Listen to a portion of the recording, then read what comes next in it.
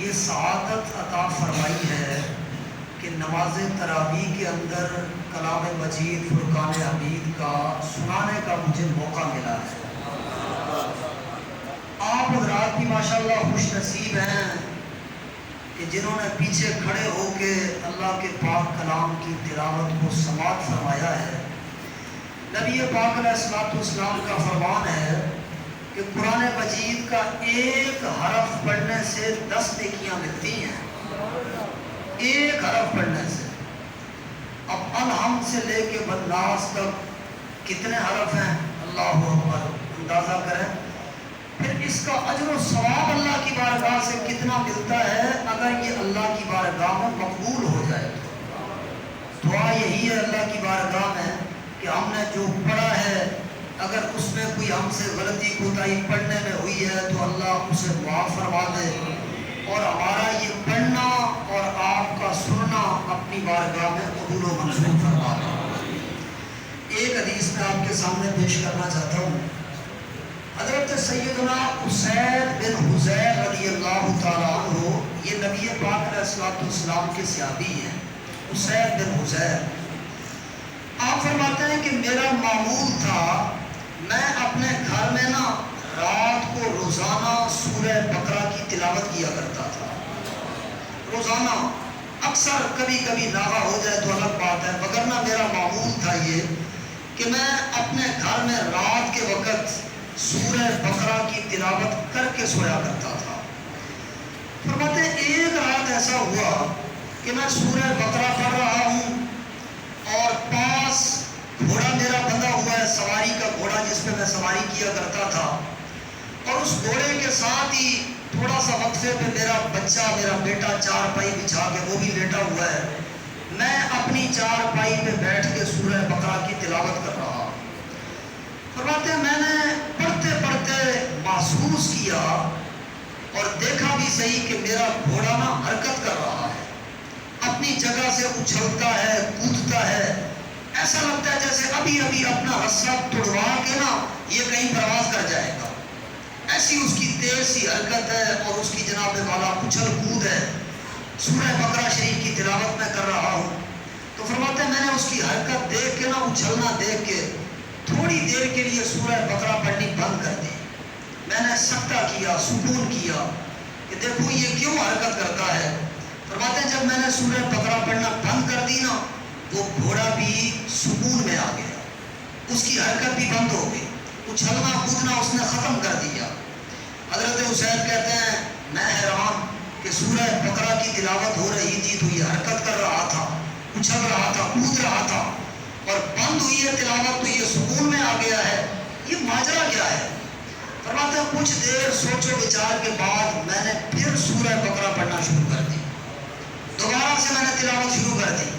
فرماتے ہیں جو ہی میں نے تلاوت شروع کی نا سورہ بقرہ کی، کیا دیکھتا ہوں کوئی گھوڑا پھر اسی طرح اچھل رہا ہے، اسی طرح کودتا ہے، حرکت میں آ جاتا ہے، ایسے لگتا ہے جیسے رسہ ابھی توڑوا کے دوڑ جائے گا۔ فرماتے ہیں میں نے پھر یہ دوسری دفعہ منظر دیکھ کر نا میں نے پھر سورہ بقرہ کو پڑھنا بند کر دیا، اور پھر وہ گھوڑا سکون میں آ گیا، پھر اس نے اپنی حرکت اچھل کود اپنی بند کر دی اس نے۔ فرماتے ہیں 3 دفعہ میں نے ایسا کیا کہ میں جو ہی سورہ بقرہ پڑھتا تھا وہ گھوڑا اچھلتا تھا، کودتا تھا، اور جب بند کر دیتا تھا تو وہ گھوڑا سکون میں آ جاتا تھا۔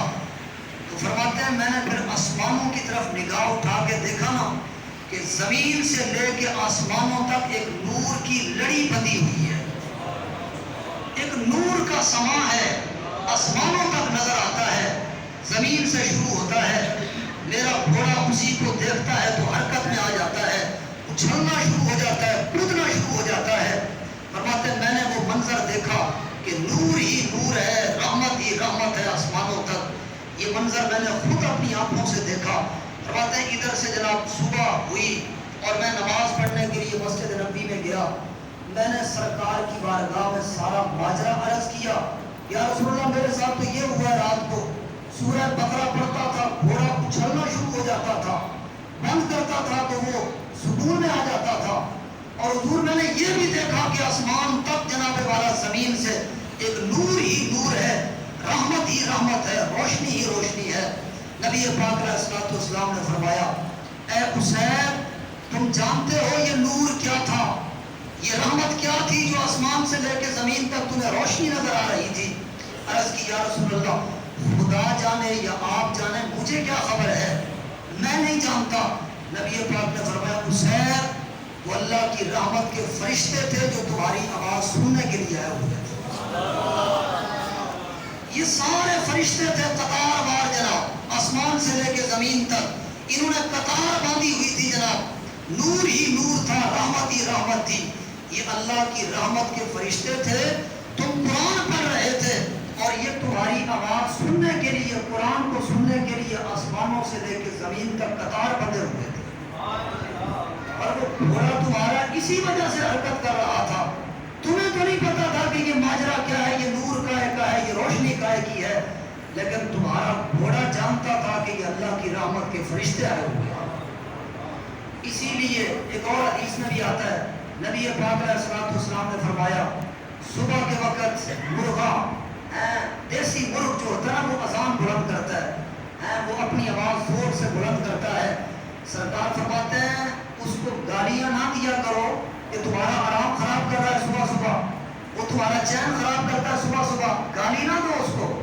کئی لوگ ہوتے ہیں جی ہماری نیند میں خلل آتا ہے، چپ کر جائے، اس طرح کے الفاظ سننے میں آتے ہیں، سرکار فرماتے ہیں اس کو گالی نہ دو، اس لیے کہ مرغا جب صبح کے وقت اذان بلند کرتا ہے نا یا آواز بلند کرتا ہے، وہ اللہ کی رحمت کے فرشتوں کو دیکھ کر اپنی صدا بلند کرتا ہے۔ ہماری